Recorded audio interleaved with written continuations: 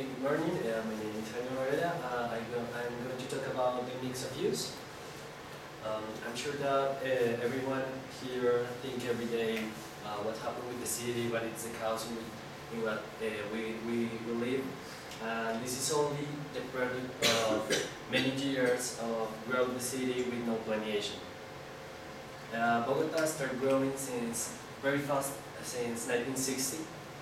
They start growing and a lot of people come into the city and the city have to expand their boundaries and make a lot of a big effort to bring the people the opportunity to live in the city. And this was a very difficult thing because the city started to grow with no planning. But many years ago, a very important architect that was Le Corbusier come to Bogota in 1947 and make a master plan for the development of the city. This plan thinking where the most important roads in the city have to be built, or in what spaces of the city have specific uses and relations, and how do people who live in the city. The problem was that this plan doesn't do, and the city started, as I say, growing in a very disorganized way, and it made a very difficult thing that was the sectorization of the city. Nowadays the city have specific sectors with specific activities. For example, in this side the city have a lot of universities, but you can see a lot of people walking for the streets, studying, but what happened with the university closed the doors at, I don't know, 8 p.m. The city goes empty and then goes insecure.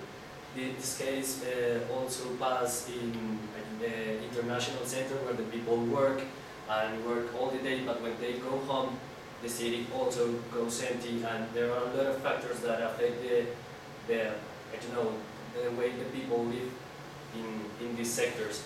And this is very interesting because the city have a lot of infrastructure in those places, but they are not be used by the people because these places are used in sometimes.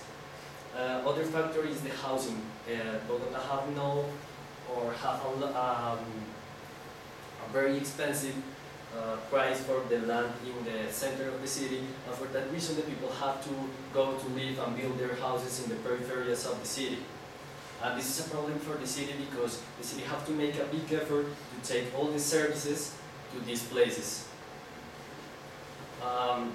Last year we worked in a neighborhood that is called Patio Bonito, and we have to talk with the people, and it's the case of Mrs. Carmen, that she have to wake up very early to take their sons to the school and prepare all the lunch of her sons, make up his house, and then she have to go to the bus stop and wait like for 40 minutes, but the bus comes and they spend like 2 hours to arrive to their workplace at the north of the city. She have to travel a long distance, and again at 6 p.m. she have also to take the bus and spend a lot of time.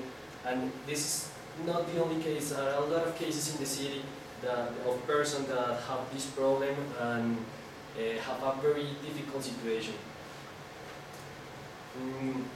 One of the solutions that are proposed now is the mix of use, and it's a solution that have a lot of cities like Bogota that have this problem of sectorization.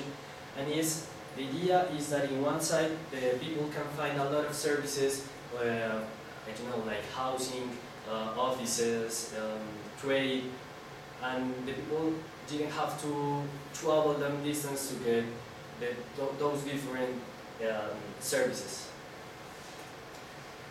Two examples that we can find are Brasilia and Chandigarh, two different cities in two different countries, Brazil and India, designed by two different architects but with the same purpose, that was that the people have a better life and they can have all these services very near.